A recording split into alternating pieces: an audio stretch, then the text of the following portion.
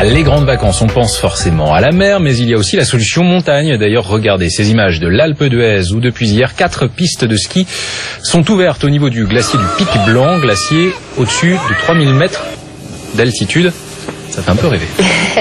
Et puis peut-être... Le service de Météo France annonce de la neige cette semaine au-delà de 2100 mètres. Bonne nouvelle pour l'Alpe d'Huez qui va pouvoir prolonger le plaisir de la glisse.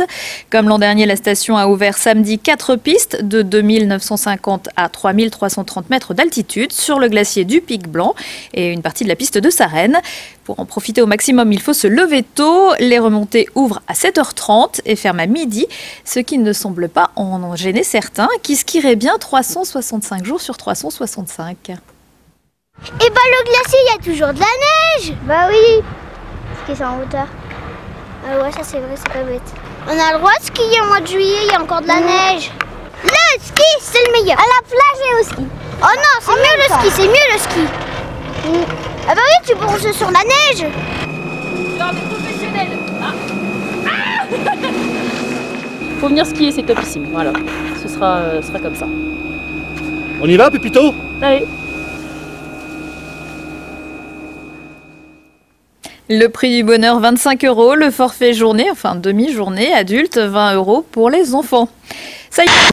Bonjour à tous et bienvenue à l'Alpe d'Huez. Semaine d'ouverture agitée. Ski d'été tous les matins jusqu'au 14 juillet, semaine de la méga avalanche et début de la convention fitness. Mais tout de suite, retour sur la Marmotte avec la guest star cette année, Gauthier de Tessières. Bourdoisan, 7h. Le coup d'envoi de la 31e édition de la Marmotte est lancé. Pas moins de 7000 participants amateurs, du sportif aguerri aux jeunes cyclistes sans expérience, vont affronter 5 cols, 175 km et 5000 mètres de dénivelé lors de cette épreuve considérée comme l'une des plus éprouvantes de haute montagne. Tous ne sont pas là dans un esprit de compétition. On en croit certains avec déjà 14 cols dans les jambes et qui ne sont pas prêts de s'arrêter. Depuis une semaine, on a fait 14 cols. Bon, c'est comme une bande de copains et puis tous les ans, c'est un périple de montagne. L'an passé, c'est les Pyrénées, cette année, c'est les Alpes. L'année prochaine, bon.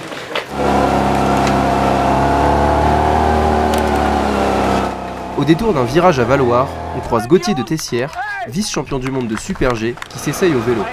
La chance ne lui sourit pas, puisqu'il en est déjà à sa 2e crevaison. Putain, déjà que c'est dur, mais là, je commence fort. Après 115 km parcourus, le col du Galibier apparaît et avec lui son lot de cyclistes de tous âges, comme cette Danoise de 16 ans, dont les amis ne comprennent pas vraiment sa façon de prendre des vacances. Why do you do that? Why don't you just relax on your vacation? So it's very fun. I love challenging myself, and so it's very fun. Ben, on part de Valloire parce que on est un petit peu vieux nous, donc on en fait que la moitié. Je l'ai fait 2 fois en moitié déjà, mais là je vais avoir 70 ans, donc de la mesure. Défi international, la Marmotte est une course emblématique qui rassemble des cyclistes venus de plus de 40 pays pour affronter les 5 cols mythiques, dont le final est la montée de l'Alpe d'Huez.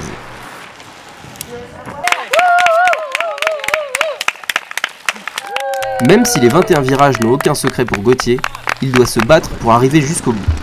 C'est dur, hein. J'ai les crampes, pas loin. Ah, oh, je me bats contre les crampes, mon pote. Oh. Venga, venga, venga, venga, venga.